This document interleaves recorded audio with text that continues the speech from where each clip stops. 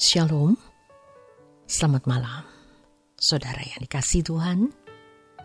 Saya Yohana Ibrahim kembali hadir di tengah-tengah ruang Anda dengan renungan malam dari Pendeta Dr. Erastus Sabdono, malam ini dengan topik perubahan kodrat. Dalam Matius 11 ayat 29b Tuhan berkata, "Belajarlah padaku karena aku lemah lembut dan rendah hati, dan jiwamu akan mendapat ketenangan." Belajar apa? Belajar hidup sebagai anak-anak Allah. Ketenangan atau kelegaan dalam hal apa? Bukan lega dapat jodoh, bukan lega karena mendapatkan kesembuhan dari sakit, bukan lega karena ekonomi membaik, melainkan lega karena kita memperoleh kepuasan daripadanya. Dari hasil belajar itu, kita bertahun-tahun berantakan. Mungkin kita berkata begini, "Tuhan, kenapa aku berantakan? Tuhan, bagaimana hidup suci?" Sejatinya itulah orang yang terbeban, yang letih lesu, orang yang mau dididik, orang-orang yang memang sangat lesu. Kalau kita tidak menyadari kebutuhan rohani, maka kita pasti tidak belajar dari Tuhan. Jadi ajakan ayat ini adalah untuk orang yang menyadari kebutuhan rohani. Tuhan berkata dalam Matius 5 ayat 6, "Berbahagialah orang yang lapar dan haus akan kebenaran, karena mereka akan dipuaskan." Kalau seseorang tidak lapar dan haus akan kebenaran, bagaimana dipuaskan? Kuk adalah alat yang biasanya dipakaikan kepada sapi supaya tidak liar, supaya bisa diarahkan. Jadi, kuk itu lambang pendidikan, pembinaan, pendewasaan, sekaligus simbol atau lambang perbudakan. Kita adalah orang-orang yang sudah dilahirkan dari dunia yang rusak, dibesarkan di lingkungan yang rusak. Kita sudah menjadi raja untuk diri sendiri, padahal kita diciptakan untuk Tuhan dan hidup untuk Tuhan. Kalau kita sadar bahwa kita masih egois, maunya dilayani, gampang tersinggung, masih suka dendam, berarti kita adalah orang yang letih lesu dan berbeban berat. Maka Tuhan berkata, "Belajarlah padaku, kuajari bagaimana kamu menjadikan Allah Bapa sebagai majikan. Maka hidupmu akan seperti aku, makananku melakukan kehendak Bapa dan menyelesaikan pekerjaannya." Kalau orang masih gila hormat, gila tahta, masih mau menjadi raja bagi dirinya sendiri, ia tidak belajar dari Tuhan. Dia belajar dari setan. Dia tidak merasa keletihan, tidak merasa lesu, tidak merasa beban berat.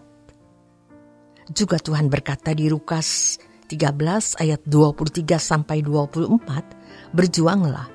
Ini sama dengan Filipi 2 ayat 12 sampai 13, "Kerjakan keselamatanmu dengan takut dan gentar." Tuhan ingin kita melakukan kehendak-Nya.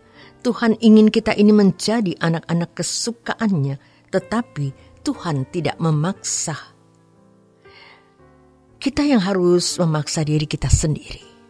Kalau kita tidak keras terhadap diri kita sendiri, dunia akan keras kepada kita dan kita diseret ke neraka oleh setan. Waktu kita di kantor, kita menghadapi orang-orang yang melukai, merugikan kita, tetapi kita harus paksa diri untuk diam dan mengampuni. Kita bersyukur punya Tuhan yang mengurus kita soal kekekalan. Bukan Allah, ilah, dewa yang hanya membuat perut kita kenyang, baju bagus, rumah bagus. Tapi Tuhan yang mau kita memiliki karakter seperti dirinya dan menjadikan kita anak-anak Allah. Jadi pangeran-pangeran kerajaan surga, putri-putri kerajaan surga yang akan tinggal di istana Bapa di surga. Kiranya masing-masing kita serius berpikir bagaimana membuat kita benar-benar bisa mati sebelum mati. Jadi selama kita masih hidup, kita kerja, kita penuhi tanggung jawab kita. Tapi hati kita sudah di surga. Masalah besar jadi kecil karena hati kita sudah kita pindahkan. Kalau kita bukan sempurna dan kita bukan menjadi orang yang sempurna, bukan orang hebat, tetapi kiranya kita jadi orang nekat. Kita nekat untuk berhenti berbuat semua kesalahan dan dosa. Kita harus suci sesuci-sucinya, terbang setinggi-tingginya, lari secepat-cepatnya.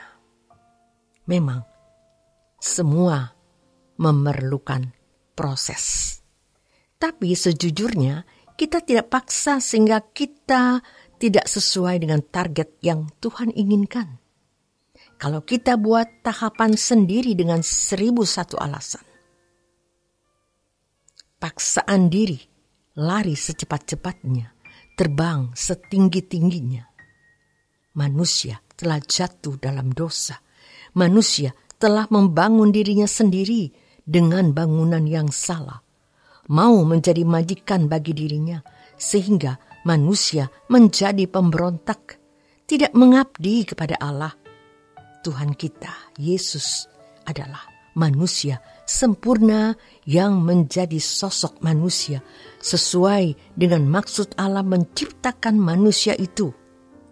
Allah mendidik kita. Bagi yang mau dididik, bagi yang letih lesu dan berbeban berat.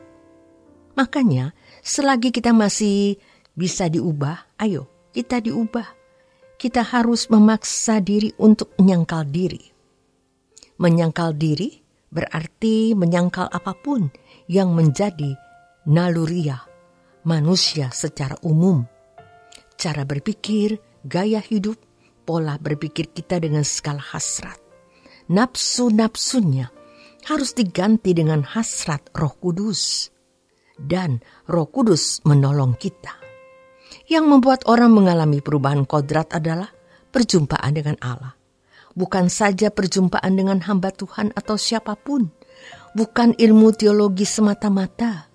Kita mengubah diri harus dengan usaha sungguh-sungguh. Maka ketika ada orang tanya, Tuhan, sedikit sajakah orang yang diselamatkan? Tuhan berkata, berjuanglah masuk melalui pintu sesak.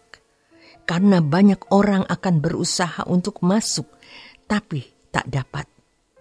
Menjadi perenungan bagi kita semua, seberapa perjuanganmu, jangan memanjakan perasaan.